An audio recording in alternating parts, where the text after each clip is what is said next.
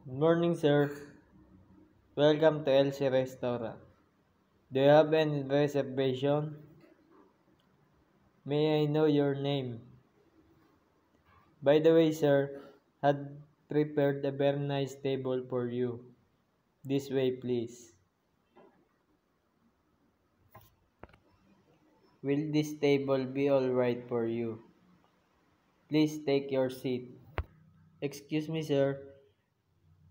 May I lay your napkin? By the way, sir, I'm James Catena, your food server for the day, and it will be my pleasure to serve you. Excuse me, sir.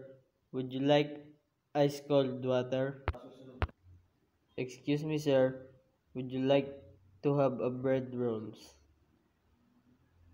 Would you like another roll? Sir, I would like to present our food menu for your selection. I will take your order whenever you're ready.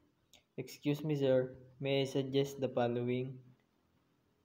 For your starter, may I suggest that you try baked fry bites.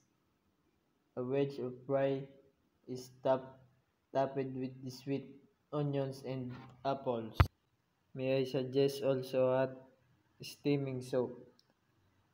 Pastena soup is a variety of pasta consisting of tiny pieces of pasta. How about a fresh salad, sir? Would you like to try?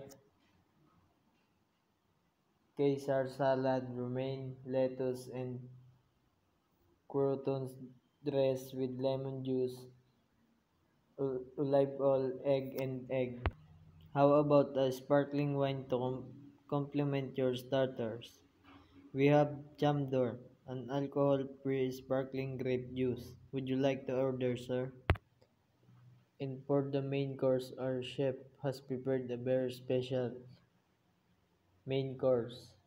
Cedar plank salmon infuses the salmon with a gentle smoky flavor, making the fish taste more rich and complex. Sir, may I repeat your order? Baked fry bites, pastina soup, cedar plank salmon, merengue, top banana pudding. Did I get your order, sir? Excuse me, sir. Here is your appetizer. Baked fry bites. Excuse me, sir. Here is your heart steaming pastina soup. Excuse me, sir. Are you done? Can I clear your plate? Excuse me, sir. Here is your salad. Cedar plank salmon. Excuse me, sir. Are you done? Can I clear your plate? Excuse me, sir. I would like to present to you the bottle of wine you order. Carlo Rossi. Carlo Rossi wines always start with the most delicious grapes from California's Central Valley. Excuse me, sir. Are you done? Can I clear your plate? Excuse me, sir. May I present your bill? Your bill is 5,585.